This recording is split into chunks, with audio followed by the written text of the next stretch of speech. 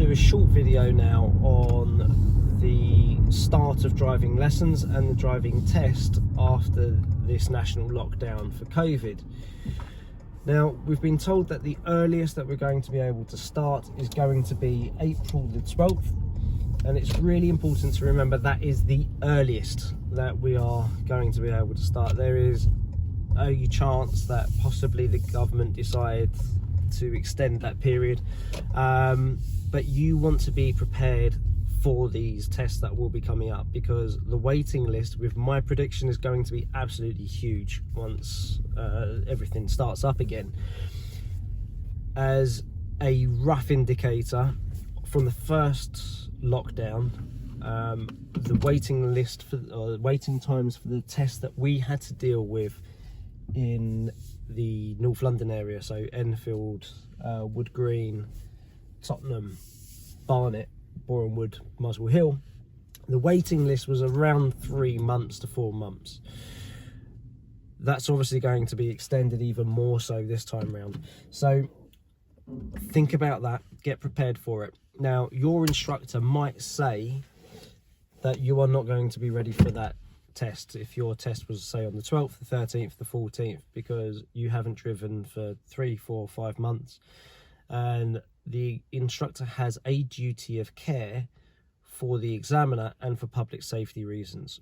So respect what they're saying. Yes, it's going to be annoying, but speak to them now about this, because if you do wait until test day or close enough to test day and then they say, look, you're not going to be ready, what will then happen? You're going to be really far down the waiting list and it's going to take you ages to get booked in. So speak to your instructors now, see what their view is, and respect it. If they say to you, look, it might not be an impossibility, but you need to start doing some driving lessons with your family, then do that. Okay, we are allowed to do this as long as we are going to a essential place. So if you're going to work, drive your parents' car. Obviously, you have to have their permission, you have to be insured with it, the car must be MOT'd and road taxed.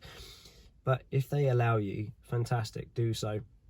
You can also get additional insurance cover from companies like Marmalade, which won't affect their no claims discount. So have a look at companies like Marmalade. There's a few others out there as well, I just can't remember the names off the top of my head, and hopefully you'll get some good premiums.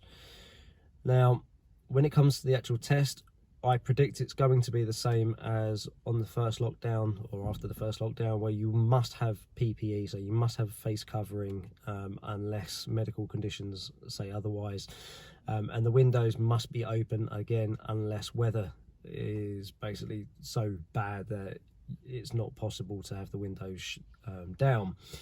But some examiners were still doing the test even with torrential rain with the windows open. So wrap up warm, bring some warmer clothes, possibly even a raincoat, just so it's not so unbearable on your test. What was happening, you had to sign your declaration with your own pen. The examiner was not providing one, and the examiner was sterilising the car before they got in as well. When you do get to the test centre, make sure that you've opened the windows and you've cleaned everything anyway, just so the examiner feels a little bit more at ease. You could even show them what you've done, but they will then do it themselves again after. Again, this is a prediction, but it's probably going to be the same as on the last tests, where if you do pick up a serious fault or a dangerous fault, or you do accumulate more than 15 driver faults, you will then return to the test centre immediately. They won't abandon the test. You won't have to walk home or walk to the test centre, but you will have to drive back to the test centre, so your test might be cut short. Now, this is something that a few people were questioning before. I didn't, but this was coming up on the forums where students were saying, well, look, I've paid you for an hour of the test, but I've only done 10 minutes of the test.